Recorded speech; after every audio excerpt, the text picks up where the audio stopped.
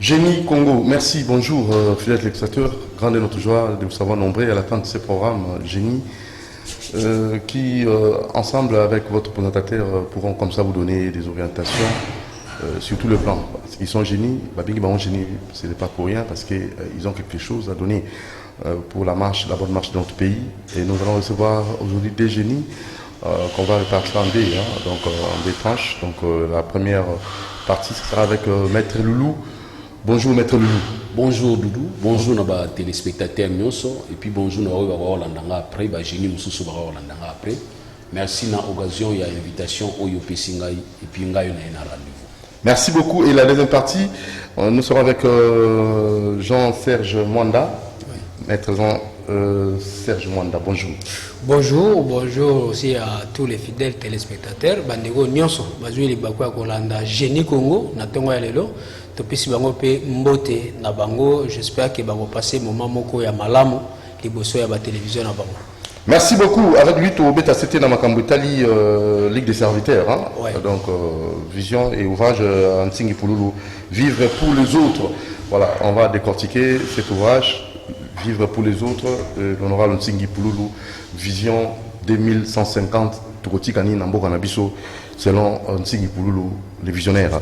Alors, on va très rapidement déjà passer à la première partie. Maître Loulou. Toki, vous tika memo ou bien les animologistes?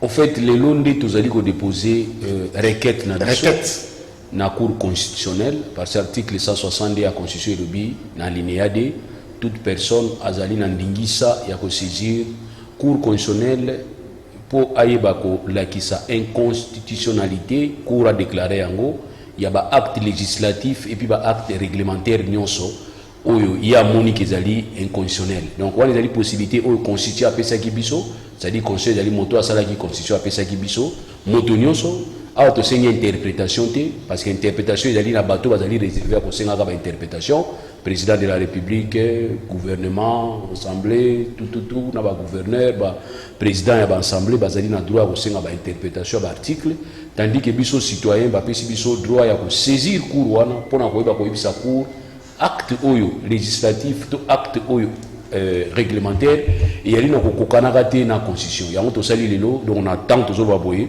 yana bato ba li délégué ba tika requête na biso to saisir cour constitutionnelle na tineti to yebisa cour constitutionnelle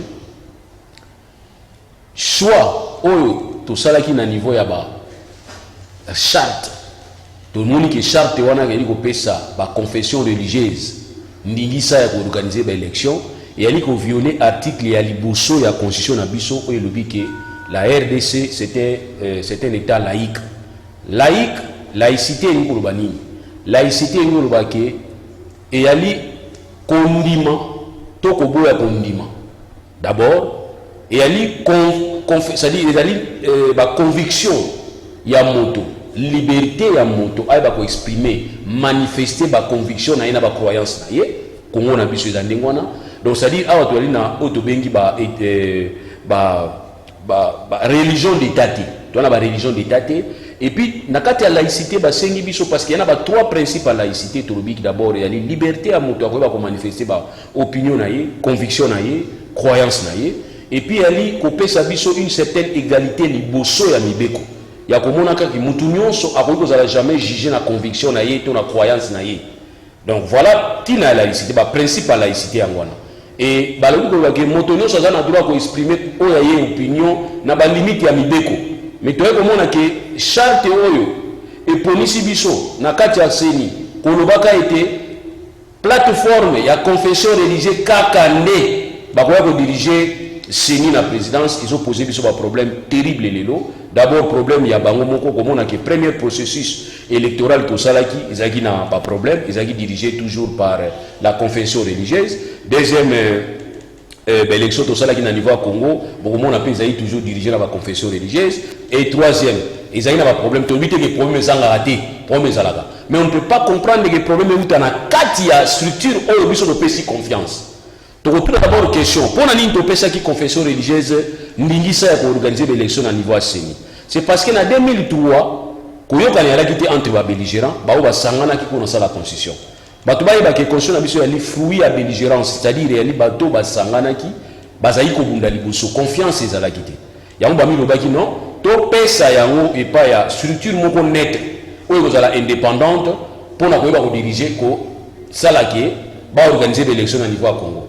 Structure wana tokanisaki au départ tokanisaki ke confession religieuse ekoesalisa biso makasi. Yango tozwaki sous structure to sous plateforme ya société civile oyo tobengi confession religieuse, bango to confier bango présidence ya koorganisaka baélection na niveau ya RDC. Nzoko ezalaki erreur, tokanisa bango baza pembeni mingi ya Nzambe, bakoyela biso bonzambe, mais tomoni leloyo. Parce qu'on peut légiférer que dans le futur, pour le futur, en tenant compte il y a un aspect où tu as une expérience de mon acquis. Donc, expérience à organiser l'élection 3 fois et apporter rien. Nakati a vécu quotidien na biso face à l'organisation de l'élection. Or, biso to sali yango 3 fois pour les pays, nous sommes payés na biso. Normalement, il fallait confiance et pas na biso, fallait expérience et pas na biso. Mais ndeko dudu au comment a tilelo, ba pesi bango ba mise en garde, ba pesi bango même ba jour à souka, ba pesi biso président ou ya la président ya Seni, ou ya kota na kati ya sous plateforme na bango, oyo to yoki sonité zani. To moni ba sala Nzambe, bazali ko bwaka na mabanga. Moko alobi ba bengana ki biso. Ba chassa ki biso, neti ba mal propre. O musoro bi Nzambe azali kolo to chassa ki bango te. Mais wana ayali ba sali ya Nzambe. Ba o bazali censé ba yebisa biso moralité zanini, ba yebisa biso bonzambe zanini. Yango biso no kanisa ki koloba te. Comme ba faillir na mission na bango. Soto bito attaquer bango directement par rapport à des marches to salaki liboso. Oyo to kanisa ki ko apporter fruit, mais apporter fruit te to la ki sa bango ke ko sala na bino wana isa violation pe anibiko. Parce que notre état l'article 1er lobi ke ezali laïque. Donc ezali awa to yi koloba te ke to privilégier religion songolo, religion pakala. Te biso nyonso nde toali en face ya makambo ya mboka balobi ke ya division entre ba organisation religieuse na l'état na ba institution ya mboka. Il faut qu'il y ait division. Division faut ils à la peau et permettre à ce que vous se sentir malaisé. Et nakati nango komona ke il y a aussi des subdivisions, il y a ba conflit. Oyo nakati ya ba confession religieuse. To retourne la question. Dernièrement to mona ki mobumu les gars qui etina te basala ki peke justice sala auto benga ba audience en flagrance ko kanga bande ko na biso mususu ba benga bango ba musulman. Ba ba ki basala oyo kanate. Basapela ba représentant auto benga représentant légal na bango. Siko li kama ici là, nani siko za représentant légal na bango lelo. Quand to yebi ke o panzaniza na kati déjà kuna. Et ba to mususu lelo baza na prison na makambo elikaka wana. Donc ça c'est une confession religieuse. To rejoindre exemple netia ba protestant. Nani va éviter que nous mourions les gars dernièrement. Na côté tel bande qu'on a biso ya réveil. Église de réveil. Ba potana kiti comment dire que oh yé poisa qui kolobo yé pas qui parce que makambo banda rapé place wa. Poisa e kolobo poisa e kolobo. To yebi makambo les gars qui na organisation na bango yo to bengi église de réveil to kokota te. Est-ce que mité mes joie qui solution parce que bango ba to nzambe to yebité. To jouer église kimbangiste. Nani va éviter que ça na des sièges. Moko na mokoto moko za na centre. Ça aussi c'est une confession religieuse. Alors on a besoin de moniquer et comme on a besoin mini ba problème na bango, to ko importer ba problème na bango na autre ça na déjà. Ya mo to moniquer vaut mieux to zonga na nzela ko lobake organisation d'élection, soit que ça la société civile et ça la société civile prise d'une manière globale dans sa globalité, to salaki na niveau ba seni to tia auto benga ba corporation religieuse et plutôt ba corporation ma corporation, c'est-à-dire ma structure, c'est-à-dire bien organisée. On peut cet exemple. Barreau est avocat et aller organiser. Bisous sur Ibiki. Mon tomo comme le avocat indépendant à Congo Azati. Si on dit que avocat indépendant à Congo, c'est ba okangayo. Pour la usurpation à titre, ba okangayo. Toi après na ba auto bengi ordre national des médecins. Mon tomo ko soigner que sur Azali inscrit na ordre national des médecins. Donc bien neti bino pe ba journaliste bozana IPC na bito za INPC na bino. Donc faut na carte na yo a INPC pour na prétendre que vous allez bénéficiaire il y a protection ya ba INPC. Toi autobeni ordre national des infirmiers. Donc on ne peut être infirmier na RDC kaka moto azali na carte ya corporation. Toi na ordre national des médecins. Donc bah déjà la INPC la journaliste dans la tendance dans la coloration politique, avant que ça envoyer il faut avoir toutes les cartes. Voilà, donc pour dire que cette structure est organisée et apparemment, dans le fonctionnement, dans la fonctionnalité, elle a déjà naître. Nous sommes compagnie. Il y a un peu de conseil supérieur à la magistrature. conseil supérieur audiovisuel tosangisi bango nyonso basangani bisika moko bato te mais bacorporation wana nde na badélégué na bango nde bakoya parce que so tele bacorporation nyonso wana baza mpe tobengi na déontologie na bango éthique na bango mpe ezali donc ntango bakoya na kati wana bakoya na sur mandat ya corporation na bango bacréer sikoyo tobengi CENI tozwi exemple abe shole ndenge azalaka wana oyo ye alobaka eutaka epai ya motu ya abe shole te donc bofinga bino abe shole te abe shole azali koloba oyo banganga nzambe nyonso ya RDC basangani na senko balobi yango abe shole aye koloba yango na monoko na bino boyokaki abe shole alobi euti epa na ye te donc toyolobaki monoko na ye me maloba ya ye te alors soki neti ye abe shole akozala neti motindami ya senko c'est-à-dire église catholique na kati ya commission ya électorale wana akoloba reflète ekouta na église catholique voilà yango nalobi ke tokende na système ya bacorporation tosala CENI na biso na kati comme ça bango na kati baosorganize na ndenge nini bakosala règlement de l'intérieur ya koloba ke président oyo akotambusa ezala neti 6 mois neti bandeko na biso alamuka basalaki système na bango ya charte ya alamuka 6 mois rotation comme ça na kati kuna tokozala na président moko oyo tokoyeba te jour ya baélection nani akozala président ezala ntango dudu ou bien ntango ya baavocat tokoyeba te ekopesa biso makasi ya kotika bango indépendant parce que nakokorompre bato te oyo nayebi te nani akozala président mais lelo oyo tokomona ke président aseni bapesi ye 5 ans akokolie nzambe amoke afai na kiti azoseka bino ye tooluka sikoyo ye alonga nakokanisa ke soki toza na président sénat membre ya parti na biso donc c'est que epeto seni membre ya parti na biso c'est que tokozala président ya république moto osia na motu na biso yango moi kobundeza na niveau wana donc aujourd'hui mpona kodépolitiser CENI faut vraiment rendre CENI comme indépendante soki CENI comme indépendante te baeffort nyonso tokosala moi todépolitiser CENI ekozala te voilà pourquoi tolobi ke mpona kolakisa banganga nzambe kibali bato tokanisaki bakopesa biso kimia bapesi biso kimia te tolingi tobakuba bango place wana na loi donc tolingi kokota na règle ya droit toyebisa bango ke toza état laïque influence na bino likolo ya bato nyonso ekosimba te parce que bobebisi comme bobebisi toyebisi bino ke tolongoli bino confiance mais po tobenga na bino na ndenge ya kimia tolingi siko cour constitutionnel ayebisa biso ke les simple fait ya kopesa baconfession religieuse ndingisa bazala baprésident ya organisation ya CENI na kati ya mboka oyo ezali laïque ezali violation ya principe ya laïcité oyo constitution na biso ayebi koappuye voilà démarche na biso na dépôt oyo tozosala lelo. Mais déjà, la loi est promulguée, maintenant, on a évité. Encore, ça va c'est passé comment? Déjà, on a beaucoup promulgué, la loi, on a, mais on a évité.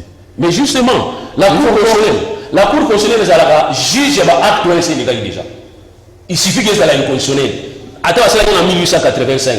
Mais ce qui est là, ça veut dire qu'ils allaient inconstitutionnels, Cour est compétente qui a traité en la qu'ils allaient inconstitutionnels. C'était bien réfléchi, bien analysé avec quel terme? Nous avons eu le temps d'analyser en gros parce que d'abord nous serons appuyés et réconfortés par ce qui se passe aujourd'hui. Parce que tout pays Banganga Nzambe organiser l'élection dans Mboka Nabiso, mais il faut pas pour un président. Il y a un problème pour un président. Mais pas un problème. Si vous avez un raté, vous avez un droit, vous avez un président RDC. Il faut voter. Si vous avez un pays qui na bango, Banganga Nzambe bazo kokate. Si vous avez un baza ba te Banganga Nzambe te babiki, c'est que le problème est pour ne pas na bango. Toujours que ça Nzambe soni. Ngai nazo tialo nazali ko sala requête on ezate ke naza mutu na ndima Nzambe te. Na ndima Nzambe. Alors pour protéger Nzambe ya soni makasi te, to porte la bango pouvoir wana to pesa na société civile comme ça, to fa la kimé bo mona pe kimé bokota. Merci Maître Loulou, ton gâteau gardé, ton...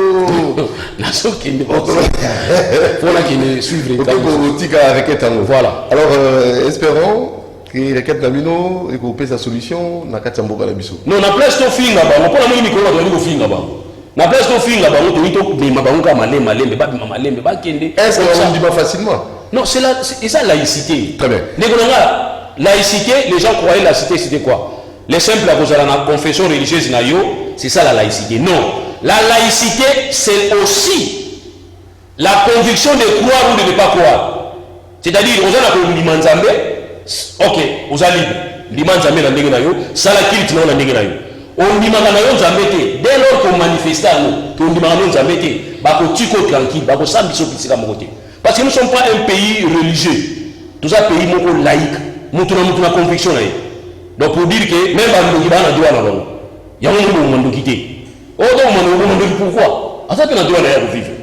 Donc, il y a une logique qu'on peut permettre que Bisoto finga banganzambe te. Pour ba yusu biso sonini. So ko tali tester o la savi o banganzambe izaki. Mais ba wa sala mabemi na kati ya mokila banganzambe. O bakanga ki koto yo, akangi boya boti. Côté musudo yiba bota kati. Momona akufi oh papa. Kolela papa te lela noko, papa kulutu. Tondima nyoso wana. Alors, ba problème na ba wana ba ya biso wana mboka. C'est grave ça. Voilà, bah il a mis son nom parce qu'on se connaît, ce sont des allégations. Non, ce sont des réalités.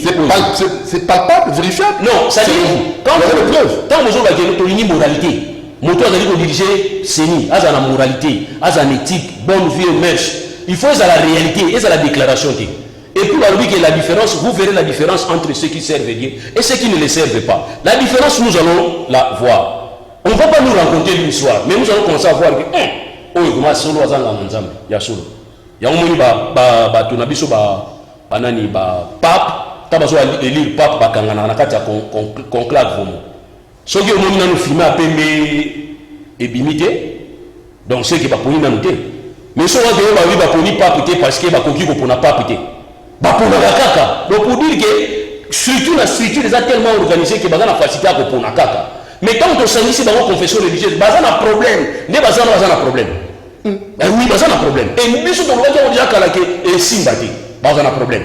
Pour moi, parce qu'on ne peut pas être sérieux dans les grandes choses si on n'est pas dans les petites choses. Merci. Donc, ça dit pour être sérieux dans les grandes choses, il faut commencer d'abord par les petites choses. Or, dans les petites choses, entre les organisations. Au moins, la communauté Moko, face B ou face O. Communauté Moussoussou, église est la numéro 1, église est la numéro 2. Quand on passe à l'église numéro 1, on va passer à l'église numéro 1, on va Tambunda. Donc ça veut dire quoi? Tout déranger par nous. D'accord. On comprend plus. Ça, souvent, c'est la légation, tout le monde a monté. D'accord. Il y a un monde a monté, Mbunda. Église est allée, église est en face, on va venir côté. Pas de moyen, on va la carte de Sangana. Vous savez, il y a merci bien, soit boyo kanake, tous à la programme moko. Kuna côté à côté. Mais on a pas ça la différence à décalage. Ce qui est au théâtre, on fait la Bible dans mon capot à 4. On a banni à donc ça dépend de la modération. Alors, maintenant, tu vois ici, on a la présidence, c'est niveau pour nous. Je ne sais pas si c'est possible. Il y a un sataniste. Je suis quelqu'un qui croit en Dieu. Et il a défendre ma valeur. Merci d'être là. La Bible nation, consonnel et des biso et sabino qui est inconsonnel dans les cadres de la laïcité. La globalité, la société civile, et encore, que cette société civile soit vraiment réellement libre. Et non les annexes à l'Andagouaminen. Parce qu'il y a des sociétés civiles annexes à l'Andagouaminen. Ça veut dire il y a des ciments, mais là, on a parti politique.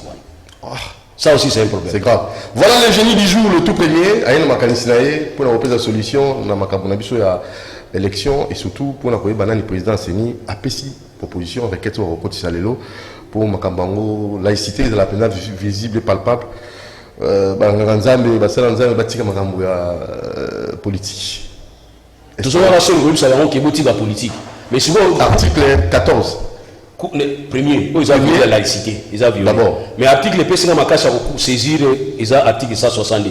Et le but, il a le droit de saisir pour l'inconstitutionnalité. Il y a un inconsitionnel parce qu'ils ont posé sur un problème. Si ils ont posé sur un problème, ça va nous confier à l'Abaïké. Ce qui est Simbaka, mais tout le monde l'a raté. Ce que toujours le bien, on Simbati. On ne peut pas commencer à passer à temps là-bas. Vous serez excommunié. Oh, excommunié, est-ce qu'on a commis d'abord au Wapi? Merci beaucoup. Place à notre sujet du jour.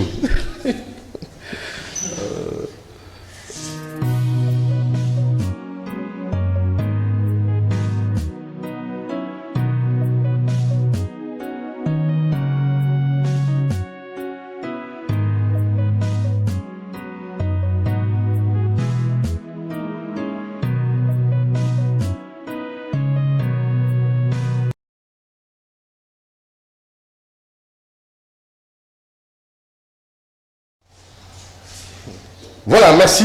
Place à notre sujet du jour. Nous avons notre deuxième génie du jour à Zali. Vraiment, on a belé après Sabiso.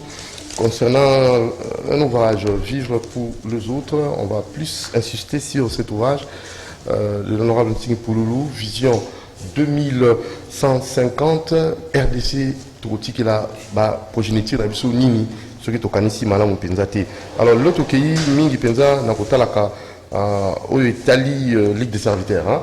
Donc tout comment na partie au Italie objectif c'était déjà dit l'idéologie la Ligue des serviteurs et aussi insister sur la constitution punitive c'était un Cambois.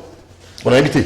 D'abord bonjour maître. Non bonjour na sepeli na émission le gars tu revenu pour la mettre le là où sa proposition. Oui na yoki oh il y a lobby mais biso peut la proposition na biso. Il y a Ligue des serviteurs. Oui. C'est laquelle? Oh biso peut te proposer qui pour éviter ba conflit nyonso ezago ya autour il y a ba homme religieux ba pasteur ba prêtre et tout ça.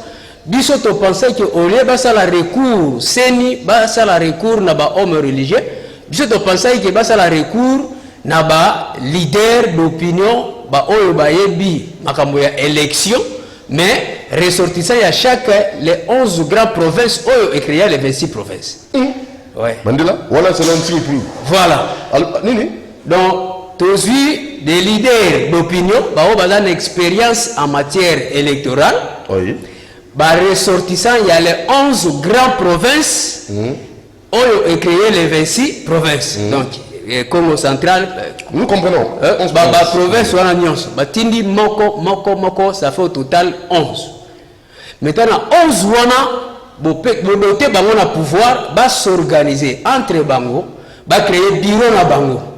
Ba pona wana na kozala président, na kozala premier vice-président, na kozala deuxième vice-président, na kozala secrétaire, questeur, rapporteur, ainsi de suite.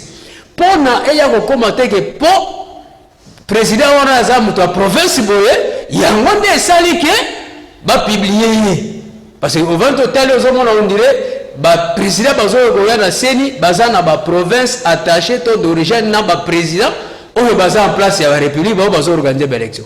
Alors pour éviter babiloko wana ezocréer baguerre nde yango biso toproposaki oyo ya biso likanisi mais lokola eza sujet ya lelo te donc napesi oka mwa parenthèse ya wana mais mpona lelo en tout cas, on a sepelé un makasi parce que bato ebele balandaki émission, ba bengaki.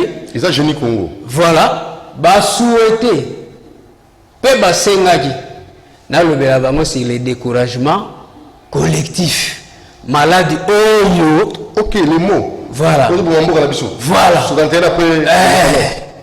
Nambe kana nous expliquer moi parce que le gars na survola qui yango na émission wana, ba comprendre qui yango bien té. Nous avons préparé 10 exemples. Donc 10 exemples, on a ceux qui ont pesé moko. Je crois que Bandeko Bazolanda, nous avons pesé rendez-vous il y a l'élo à 10h30.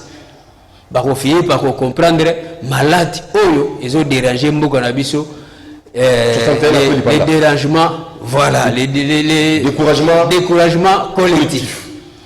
Ah, Yaliboso. Voilà, il y a les postes, ils ont un secteur d'enseignement. Il y a un secteur d'enseignement, au vendu au Mona, bateau babengi ba IPP, inspecteur principal provincial. Azali mukonzi monene na secteur d'enseignement. Momo yo ya zozwa, lelo ils ont 340 000 francs congolais. Mais au tali NI, baouti kozwaye il n'y a pas longtemps. Pour aza même province. Na ministre oyo azalaki en place eni iwana uti kokota sika bazo pesa ye 340 000 francs congolais. Tangu mususu azana kati ya bureau ya Sekopé. Maintenant sikoyo muto ya ye sika na IPP inspecteur oyo umeli na matière ya éducation ya enseignement ya mboka na biso. Tango azomona muto akotika sikoyo na Sekopé ba pesa 340 000 francs mais il a chevronné, il a des carrières, il a réfléchi pour un programme national, pour un programme qu'on respecte le calendrier scolaire, il a fait même montant que Oyo a auto côté sikoyo. Est-ce que à cause de la courage, à cause de la musala naie, toi à se décourager. Donc, conclusion les années, à se décourager. À au moins pourquoi à se donner le meilleur naie parce qu'il y a déjà que montant azoya sika. Le gars azanga momona ministre, ba kopesa yemongo. Le lengo moronangai c'est qu'on a ça musala pour nani to vani totali wana na secteur d'enseignement Le découragement collectif. Le découragement collectif. Vous avez corrigé. On va corriger. Tous quelques points pour faire comprendre aux téléspectateurs que leader azamuto fois na vision. Leader azamuto faut atala mokanaye problème ezanini pe ayana ba solution. Tolongo wana ndeko na ngai dudu et ça la passe. On va dans le cadre moko ya INSS azui pension nae ba payer $100,000, $150,000. Mais un enseignant oh, a sali plus de 40, 50, 60 ans. Et comme CNSS. Oui, CNSS, merci beaucoup. Mais un enseignant a sali plus de 60 ans. Alors qu'il na retraite avec $2,500. $2,500. Pourquoi cet écart?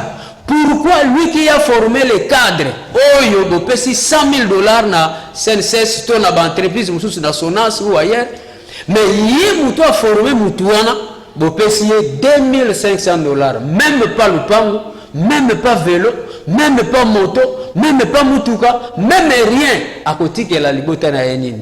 Si ko bano bazoya, enseignant au bazo kota lelo, bazana courage à ça musala malam d'enseignement. Pour y big la souka va payer $2,500. Asa déjà découragé tant que mon elo kwa ningwana. Tolongo na secteur wana ya enseignement, toye na secteur ya affaires sociales. Ministère des affaires sociales. Na mboka na biso soko vando tali bien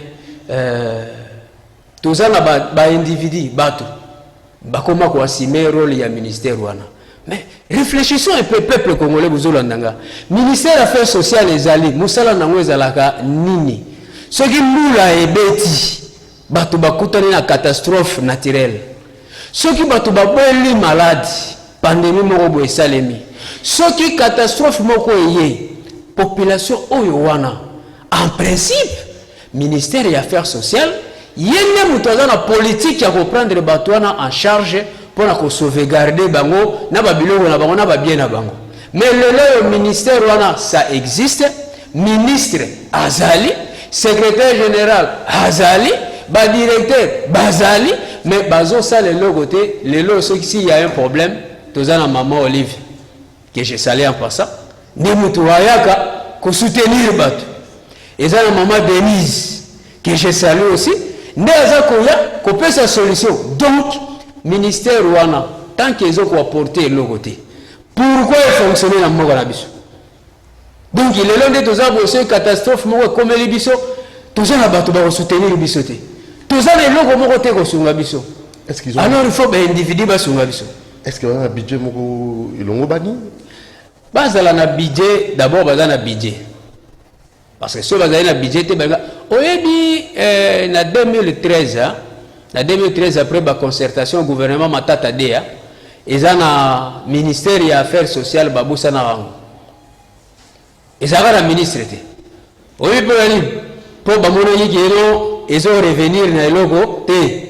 Donc ezo mongo ezate balobi non babusa baluki ministre simbité toye na 2016 tango vient d'abiso Bruno Tibarakoti toye ba proposer que José Makila vient d'abiso José mais le vieux José a dit en tout cas avant qu'on soit charge à marijuana par rapport à budget ndengona ozamona donc ministère des affaires sociales musala na ye nini na mboka na biso soki lelo na kutani na problème tout ça la corporation de mona la journaliste en danger journaliste a un problème il faut corporation et journaliste en danger ne eyanaye en charge soki lelo artiste en danger. Merci beaucoup voilà artiste merci pour la précision donc tala lelo ba maman na biso wana bangonde baza ko prendre en charge ba artiste mais ministère des affaires sociales musala na ye nini siko directeur wa za na ministère des affaires sociales ozuye na directeur wa za na ministère ya finance ozuye na directeur wa za na ministère ya budget tala écart ya bozui ya ba mongo ya ba prime ya nyonso siko c'est que ministère wana ce que zo apporter le côté pourquoi ne pas ko annuler yango kolongola yango. Parce que oh dans le budget vous avez payé 3,6 millions francs congolais. On a la finance, vous avez 4 500 000 francs congolais. Pour un directeur, pour un chef de bureau, pour un chef de division.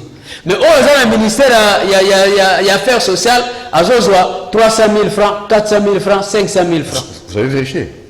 Mais oui. Études comparatives, on a... Oui, ils allaient. Ah bon? Oui. Espérons. Ils sont vérifiables. Ils sont vérifiables.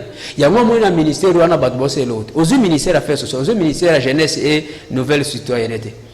Les jeunes les délaissés. Pourquoi les délaissés? Parce qu'il n'y a pas un programme. Ils sont de l'autre côté. Les jeunes sont découragés. Alors que le ministère de la jeunesse, il fallait y avoir un programme. Moko, Yamakas, pour nous relancer, jeunesse et biso. Et puis pour nous relancer une nouvelle citoyenneté, tous le caractère, la valeur, les sociétés, corruption comme à outrance. Tous la structure mobile la présidence, c'est un changement de mentalité. Mais pourquoi tous un ministère, mais structure et les sous? Alors, Babylone, on a nyonso, tant que vous avez un yango salema, ils ont tout réfléchir et tout conclure qu'il y a un problème.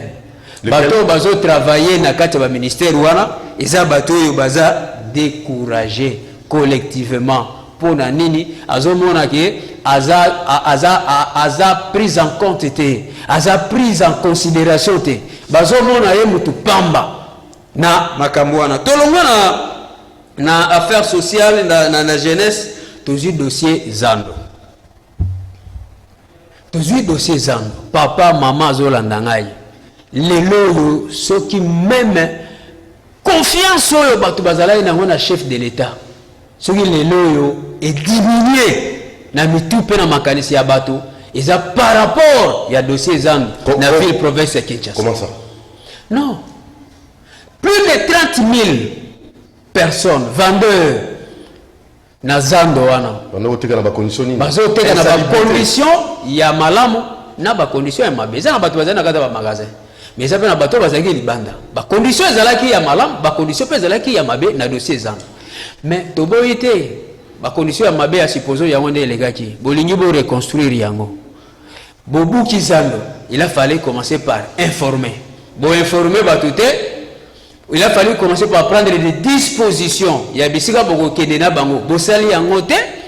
Du coup, boye bobu kizando. Du coup, boye boti yango na condition moko evanda 8 mois aujourd'hui. Population est-ce que bazana a courage? Est-ce que bazana a confiance à l'homme politique? Aujourd'hui, on a dit que l'action où le gouverneur a placé, où il y a sali pour Nazan, plus de 30 000. Nakati na bango zana bateau ba defa, baso ba crédit. Nakati na bango zana bateau ba kota ba nyongo ya ba banque Lambert. Nakati na bango zana bateau ba somba ba produits périssables. Nakati na bango zana bateau bana na bango batanga kana ba biloko wana. Siko bozui bango à la va vite. Na pied levé, si vous rendre bango ba chômeur, peuple on a bazala na courage ya mboka to ba se décourager. Yo en tant que génie, ce que vous proposez ni parce que il suffit pas koloba, vous pouvez savoir makanisi. Non, biso proposition ezali. Na kambo ya zando tu. Oui, na proposition na zando to sito sala ba recherche na biso. Tozana dossier nyonso au grand complet. Tozo tala ba likolo de balobaka amo na senango tozana ba élément nyonso mais son robine dévoilé au honorable Nsingi Pululu aza ko penser pour na zando et ça c'est comme si na lina pesa déjà adversaire na biso mayele pour na ayeba nini ya kosala nde balobaka na kini lokolo bandaki yango silisa yango yo moko lototika ye le gouverneur asilisa dossier zando le biso toza déjà na proposition et là vous avez l'amour du pays, c'est ça Génie Congo il faut dans la bolinga mboka kanisa bana mpona mboka kolonga mpona mboka kusala bana mpona mboka ndenge penting pour lui mo lobaka mais yango na ye ta on a ye koloba malamu ta on a ye boy mais kusala siko malamu ta on a ye boy faut kanisa bana ta on a ye boy na ebisori to ça déjà la solution mais koloba ngwa wate awa to koloba yango il moment n'a pas de peuple non bisike za ebele oyo ya kolobela mais qu'est-ce qui se passe yo vanda zela ce to moni ane oyo to trouver compromis likambo ekeite okomona titango anezo banda omona solution ya zando pe ba 30 000 wana ba ko retrouver sourire na problème wana mais tokoki koloba yango sikoyo te po adversaire na biso tango akendaki à la va vite falaza déjà na ba précaution nyonso mais yaki asali oyo ya linga ko sala C'est comme si le temps toyé, tout ça a besoin non, tout peut se sourire. La population wana ezo souffrir. Oh wana bazo nyo kwa. Tolo toyé toyé c'est la solution na biso yango. Babia wana ko memelo côté. Bon, OK. Tozo zela. Prochainement na oyela yo ba démarche, ba brochure, ba livre. Oyo honorable Akoma na 2015 akenda ko la Joseph Kabila à cette époque président de la République. Pour na ko proposer yé pour na mboka na biso. Na oyela yango prochainement au monde. Donc dossier wana population nyonso wana bazo souffrir. Pour le moment baza découragé. Mutu azomona abanda mombongo ndenge nini. Aosala yango wapi? Honorable Ntingi avandi à observer. Atali abi non. Le problème à Congo est découragement. Parce que découragement collectif est wapi. Et à partir il y a problème. Oyo a découvert qui dans l'Assemblée nationale tant qu'on mis député la tension salariale. Oh, tension salariale. Tout ça là bureau qu'on a avant comme député. Effectivement que beaucoup jamais normalement parce que dans l'Inkabongo na Karine Bébé le fils Tunga je crois très prochainement pour proposer moi bureau qu'on a où tu vas nous ça pour na établir tension salariale. Je crois vous allez vous rappeler à ça là qui bureau comme n'a été sur la en bonne mémoire. Balance. Oui. À chaque balance, hein? Oui. Faut attention salariale. Oui. Ah, c'est pour non. Ah ben non, là vraiment, bisonné tout ça qui partout, tout le monde a mis sous l'orientation sur nos proposition concrète en ça là. Mais tension salariale. Vous avez la parole. Ah, le bas écoute d'ailleurs, mais il y a bisa Doudou, azong c'est la nova biloko akala. Probablement na teke na za parvenir. Eza maloba ya lelo, eza maloba ya kala. Bazong c'est la nova extrait wana yebsa de konanga Doudou azong c'est la nga yango. Tension salariale. Tension salariale. Tozong c'est ngo. Tangoye atali ba côté de l'Assemblée nationale, budget il faut pas voter budget. Aye ko découvrir que 75% ya budget ya mboka na biso zo kende na fonctionnement ya ba institution. 30% ils ont kende na salaire ya ba travailleur. 5% ils ont kende na investissement ya mboka. Honorable Tigna Lobi. Oh, mais pourquoi ça? Pona nini tokozala na degré ya motema ya boye ne yango moni alobe loko wana il faut tozala la différence entre ceux qui aiment le Congo et ceux qui aiment les Congolais. Abiso ki tozali wa l'Assemblée nationale za pona kopesa sourire na peuple congolais. Donc tozawa te pona biso comment to yikozwa mbongo ebele ya mboka eye na ba poche na biso pona ba institution na biso pona ba bureau na biso fonctionner.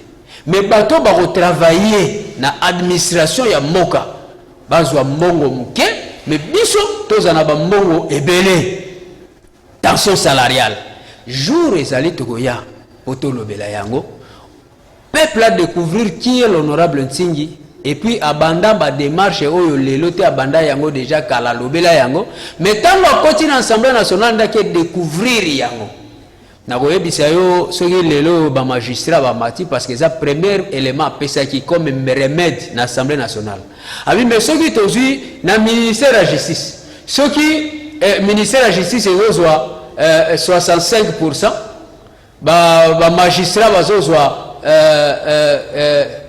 35% comme salaire to renverser kaka tendance le pyramide renversé voilà ba magistrat bazwa 65% comme ça le fonctionnement du ministère est égal à 35%.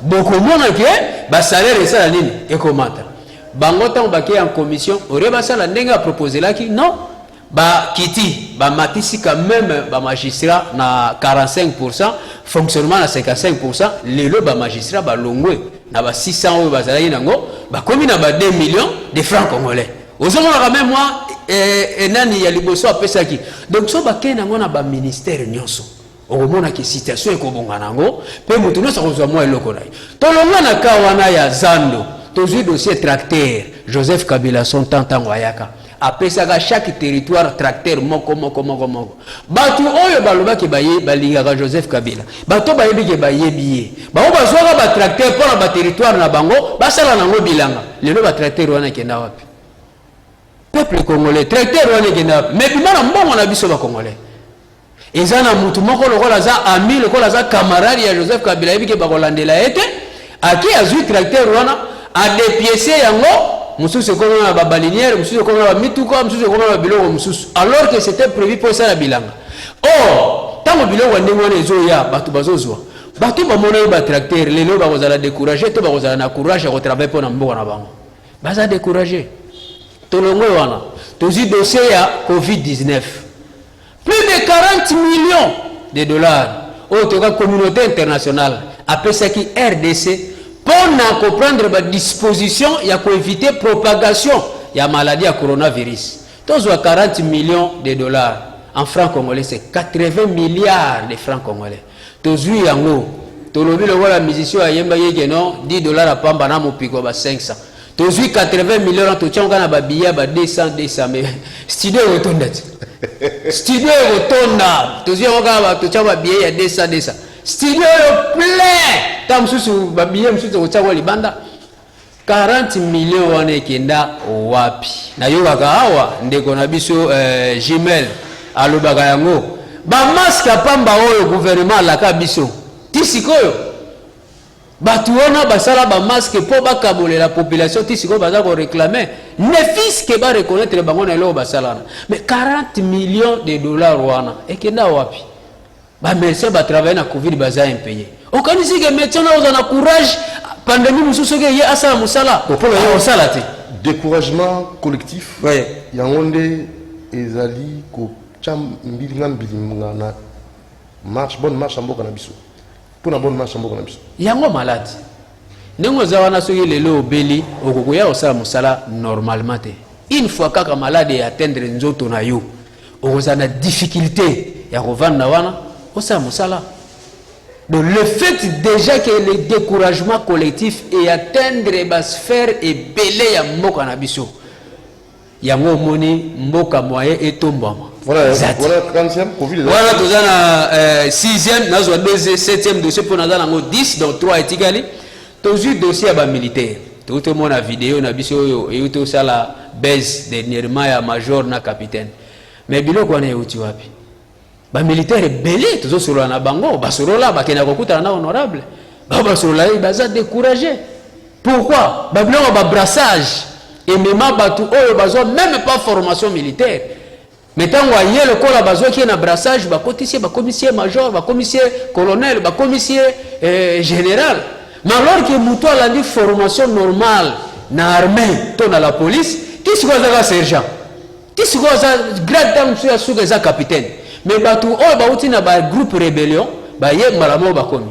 tous aura image ya major wana ti azoya musala ba ayaka ivre ayaka ya asia langwe est-ce que un officier ya armée na ba zone lokola ya marque wana okoyiko ya musala déjà ivre le matin osa musala siko capitaine ozana se amona yo yaka toujours ivre ya osa musala ndeni azomona déjà que yo yebi musala te ya armée yo yebi elokote éthique ozana ngote moral ozana ngote déontologie ozana ngote est-ce que ye capitaine muto ozana se azana courage osala musala aza découragé tolongwe wana yango biso to sengaki après audience ministère public a bébé basenyi que basala prison à perpétuité travail forcé tout ça mais biso to penser que baloba droit malam le capitaine c'est vrai abundaki ba sanctionner pour na bagarre mais par rapport à éthique et déontologie le capitaine aza dans le bon ba sauver honorable Ntingi alobi non bobi ki ça capitaine mais le major le col aza déjà na éthique et déontologie exacte non lui doit subir d'abord c'est lui qui devrait donner l'impulsion na ba capitaine mais tala déjà ne azo se comporter donc il est tout à fait normal à subir sanction toujours dossier ya problème aux les gars na commis à Selemba au place honorable Ntingi avandi na ngafani na école où ils en ngafani wana ils en un certain messier le fait qu'il y a na famille ya gouverneur ya ville a s'accaparer na terrain ya école wana ya ngafani place bana babeta kabal a s'accaparer na terrain wana comme ya yé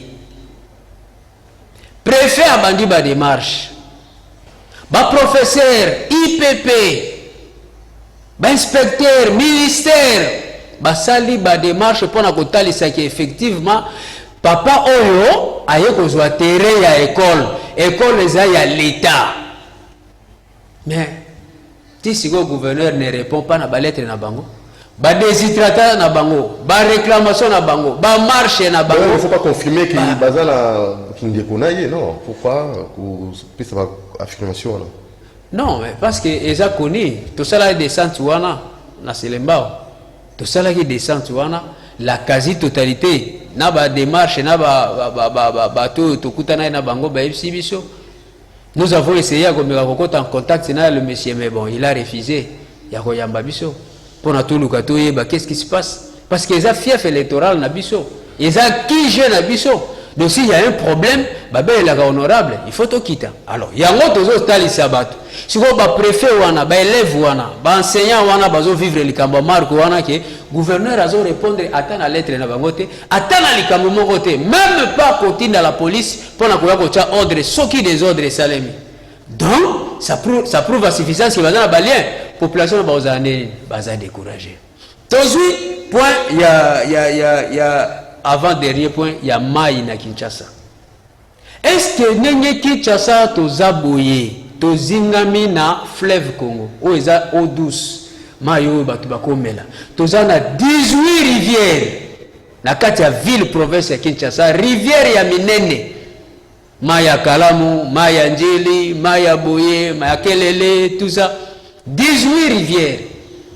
Mais Kinshasa lelo eza na problème ya Maï.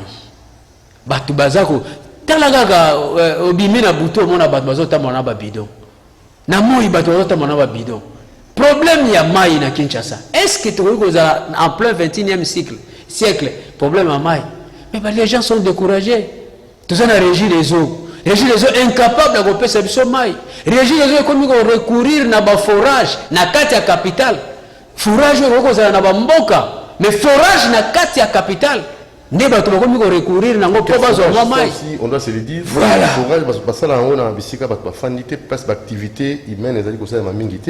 Parce que le risque il faut ça en d'activité humaine, comme l'a bien fait M. Hilaire Mbouli, ou Asali Biolis, donc ils ont maï moko musika côté ansilikuna. On a des connexions à bio-industrie, Nadine Bolaluete, donc il faut nécessairement que ça la paix focale musika pour la population de Maïmo Malam. Mais au total, na kati ya Selembao, ils ont un bateau, bazo sala ba forêt, na kati ya Selembao, na kwa bateau ezawana, na sima ozomo na pe toilette ezawana, mais bateau forage wana, mayo wana ezobima wana, bateau ba romela yango, eza po ba bela mabumu to po bazala normal. Et les gens en voyant tout ça sont découragés. Aujourd'hui courant ya mai de 1970 basala sinel batikala kopesa ta programme mon côté na ba ingénieur nyonso batamayele nyonso ba lega national pour la gestion ya ba cabine. Il a fallu en 2013 honorable Ntingi Pululu aya amona asa la programme ya ba gestion ba cabine pour que to peut qu'on résoudre problème mi balé ya liboso ya délestage ya mi balé ya surcharge. Délestage électrique na surcharge comme on normal na mbona so tina ndako chef de l'état délestage ezali donc chef de l'état yebi zeke no courant ki ke lelo courant kozala te po eza tour na biso ya délestage wana sinel ozo prendre donc eza parmi ba éléments il y a des groupes électrogènes non mais groupe électrogène au gouvernement somba carburant pendant combien de temps quand nous avons la bilo wa ndengwana les gens sont découragés yasuka ba député toujours voté to voter ba on peut ba lobela biso mais tant aux autres la na télévision azoko s'exprimer ozoka na passe au lobby mais honorable député dans une émission à la télé ou à la radio dans la manière azako s'exprimer ndenga zo loba comme un gangster donc azako éthique morale ezate c'est que to voter na 2023 to voter nani bato va faire rêver biso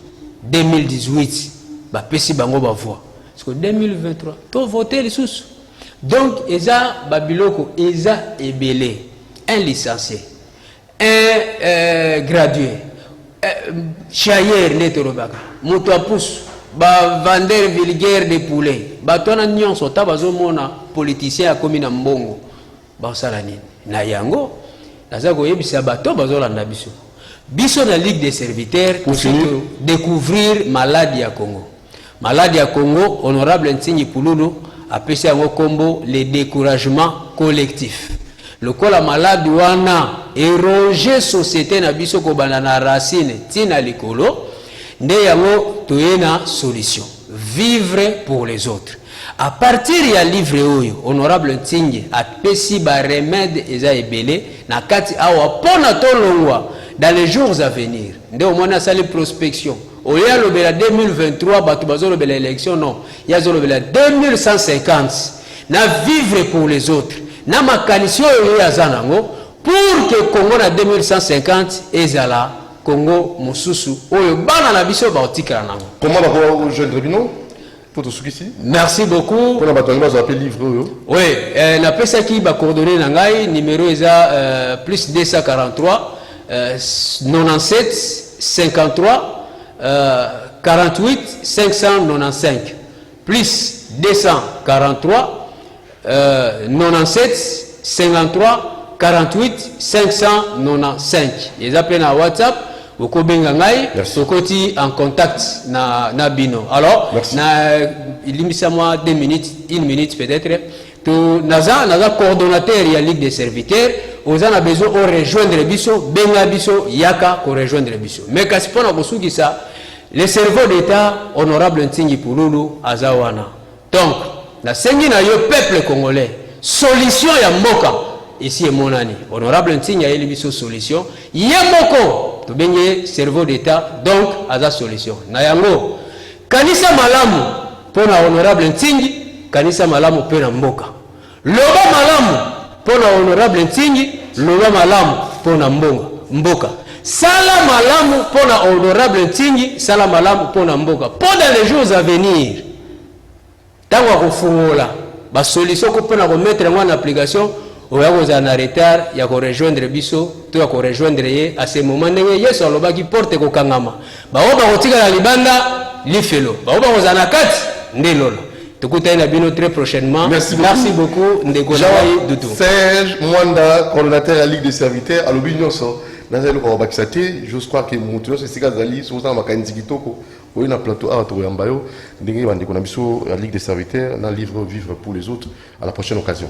Voilà, merci na monsieur Jean-Pierre Mbala Kassanda, mfumu ya Mwamba, chouchou ya Mwamba, bola mozo le kakaka, donc bon ça n'aura jamais na limba wana. Merci na Mugisho, docteur Mugisho, toujours pour insister. Likamba pour Moronjambe tika idokinon zo episa tin hein, donc il faut oser toujours naturel nous allons ka mundu mais comme pembe to comprendre était donc benga Mugisho pas sunga po na ero Moronjambe pembe na 085 20 18 602 085 20 18 602 aussi Mugisho pour par collaborer ko il est compliqué pour na route na savon bio MG on les a on idokinon te pour la génération o na ko ya oza na complication te pour traitement il a pas si à comme pembelelo bon on doute ma kwanza ou quoi et merci à l'équipe technique à la prochaine occasion du motif vous aime beaucoup ciao.